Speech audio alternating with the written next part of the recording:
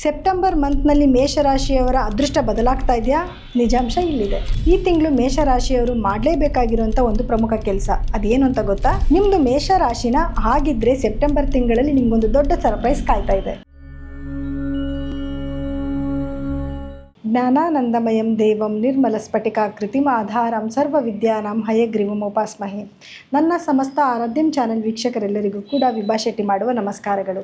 ಮಾಸ ಭವಿಷ್ಯ ಕಾರ್ಯಕ್ರಮಕ್ಕೆ ತಮಗೆಲ್ಲರಿಗೂ ಸ್ವಾಗತ. ಈ ತಿಂಗಳು ಅಂದರೆ ಸೆಪ್ಟೆಂಬರ್ ತಿಂಗಳಲ್ಲಿ ಗ್ರಹಗಳ ಸ್ಥಾನಮಾನದ ಆಧಾರದ ಮೇಲೆ ಏನೆಲ್ಲ ದ್ವಾದಶ ರಾಶಿಗಳ ಮೇಲೆ ಪ್ರಭಾವ ಬೀರುತ್ತೆ ಅನ್ನೋದನ್ನು ನೋಡೋಣ. ಮೊದಲನೇದಾಗಿ ಗ್ರಹಗಳ ಸ್ಥಾನಮಾನ ಹಾಗೂ ಯಾವುದಾದ್ರೂ ಗ್ರಹಗಳ ಬದಲಾವಣೆ ಇದೆಯಾ ಅನ್ನೋದನ್ನ ತಿಳ್ಕೊಳ್ಳೋಣ.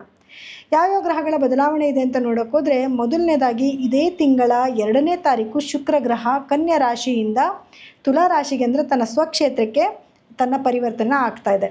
ಇನ್ನು ಬುಧ ಗ್ರಹ 7ನೇ ತಾರೀಕು ಸಿಂಹ ರಾಶಿಯಿಂದ ಕನ್ಯಾ ರಾಶಿಗೆ ತನ್ನ ಪತನ ಬದಲಾಯಿಸ್ತಾ ಇದೆ. ಹಾಗೆ 17ನೇ ತಾರೀಕು ಸೂರ್ಯ ಗ್ರಹ ತನ್ನ ಸ್ವಂತ ಮನೆಯಾದ ಸಿಂಹ ರಾಶಿಯಿಂದ ಕನ್ಯಾ ರಾಶಿಗೆ ತನ್ನ ಪತನ ಬದಲಾಯಿಸ್ತಾ ಇದ್ರೆ, ಇನ್ನು ಕುಜಗ್ರಹ 18ನೇ ತಾರೀಕು ಮಿಥುನ ರಾಶಿಯಿಂದ ಕರ್ಕಾಟಕ ರಾಶಿಗೆ ತನ್ನ ಪತನ ಬದಲಾಯಿಸ್ತಿದೆ.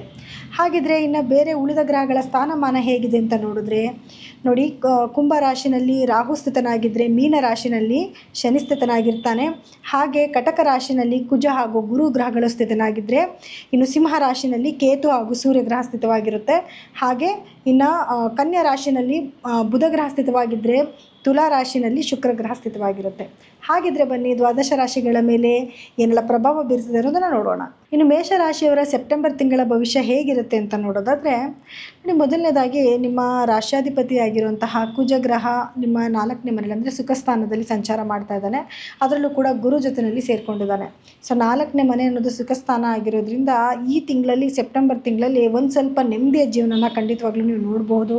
ಭೂಮಿ ಖರೀದಿ ಮಾಡುವಂಥದ್ದಾಗಿರ್ಬೋದು ಅಥವಾ ಏನಾದರೂ ವಾಹನ ಖರೀದಿ ಮಾಡುವಂಥದ್ದಾಗಿರ್ಬೋದು, ಈ ಎಲ್ಲ ಯೋಗಗಳು ಖಂಡಿತವಾಗ್ಲೂ ನಿಮಗಿರುತ್ತೆ. ಆದರೆ ತಾಯಿ ಜೊತೆಲಿ ಏನಾದರೂ ಜಗಳಗಳು ಮಾಡ್ಕೊಳ್ಳೋವಂಥದ್ದು, ಬಂಧುತ್ವನ ಕಳ್ಕೊಳ್ಳೋವಂಥ ಸಾಧ್ಯತೆಗಳು ಕೂಡ ಇರುತ್ತೆ. ಸೊ ಹಾಗಾಗಿ ಈ ವಿಚಾರದಲ್ಲಿ ಸ್ವಲ್ಪ ನೀವು ಕೇರ್ಫುಲ್ ಆಗಿರಬೇಕಾಗತ್ತೆ. ಇನ್ನು ಶುಕ್ರ ಗ್ರಹ ನಿಮ್ಮ 2ನೇ ಮನೆ ಅಧಿಪತಿನೂ ಹೌದು, ಹಾಗೆ ನಿಮ್ಮ 7ನೇ ಮನೆ ಅಧಿಪತಿನೂ ಕೂಡ ಹೌದಾಗಿದ್ದಾನೆ.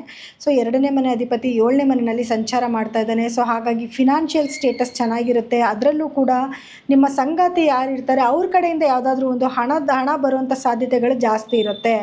ದಾಂಪತ್ಯದಲ್ಲೂ ಕೂಡ ಒಂದು ಖುಷಿ ಸಂತೋಷನ ನೀವು ಖಂಡಿತವಾಗ್ಲೂ ನಿರೀಕ್ಷೆ ಮಾಡಬಹುದು. ಗಂಡ ಹೆಂಡತಿ ಮಧ್ಯದಲ್ಲಿ ಪ್ರೀತಿ ವಿಶ್ವಾಸ ತುಂಬಾ ಜಾಸ್ತಿ ಆಗುತ್ತೆ.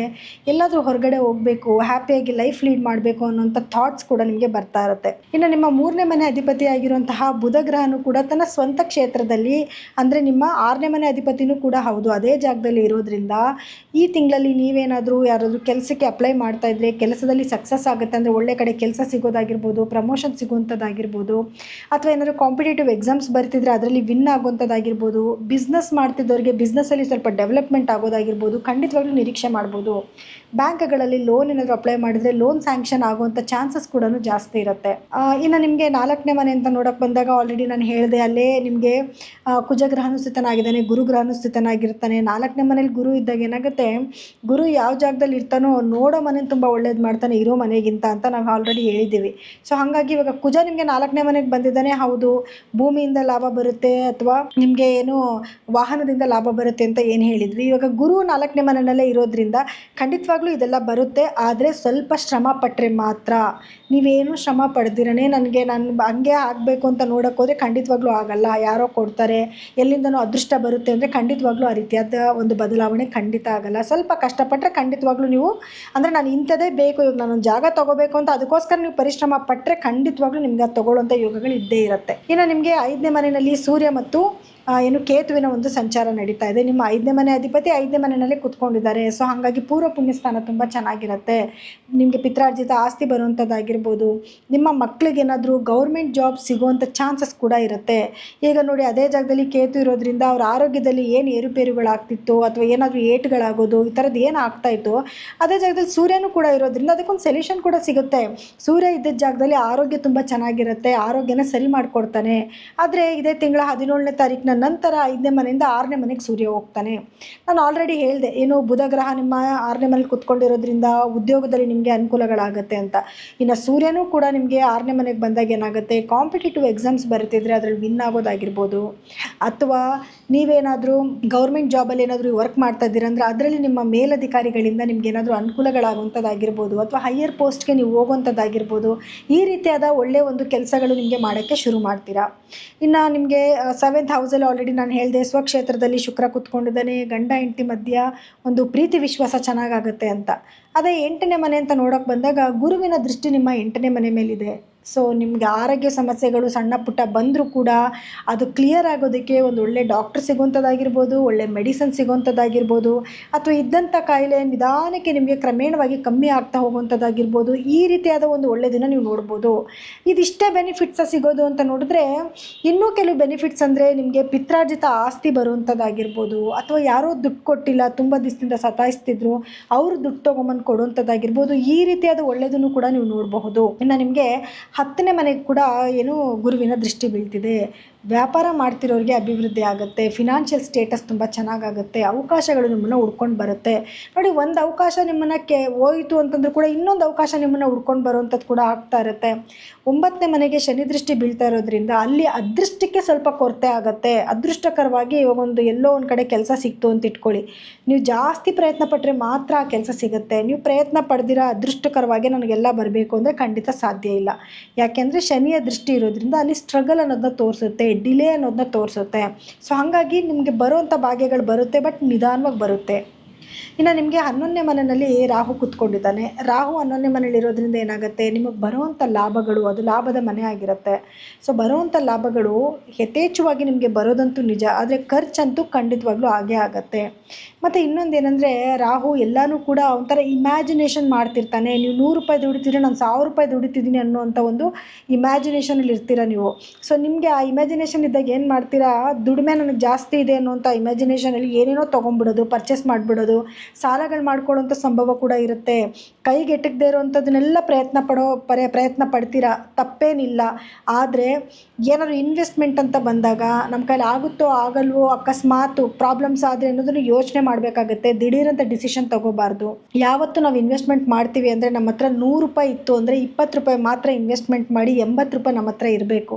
ಲಾಸ್ ಆದರೂ ಕೂಡ ನಮ್ಗೆ ಅವಾಗೇನು ತೊಂದರೆ ಆಗಲ್ಲ. ಆದರೆ ನಾವೆಲ್ಲ ಏನು ಮಾಡ್ತಾಯಿದ್ದೀವಿ, 80 ರೂಪಾಯಿ ಇನ್ವೆಸ್ಟ್ಮೆಂಟ್ ಮಾಡಿ 20 ರೂಪಾಯಿ ಕೈಲಿ ಇಟ್ಕೊತೀವಿ. ಲಾಸ್ ಆಯಿತು ಅಂದರೆ ಅದನ್ನು ಬರ್ಸೋಕ್ಕೆ ಸಾಧ್ಯ ಆಗದಿರೇ ಸಾಲಗಳು ಜಾಸ್ತಿ ಆಗ್ತಾ ಇರೋದು. ದಯವಿಟ್ಟು ಯಾವಾಗಲೂ ಅಷ್ಟೇ ಏನಾದರೂ ಒಂದು ಪ್ಲಾನಿಂಗ್ ಮಾಡಬೇಕಾದ್ರೆ ಈ ರೀತಿಯಾಗಿ ಯೋಚನೆ ಮಾಡಿ ಪ್ಲಾನ್ ಮಾಡಬೇಕಾಗತ್ತೆ.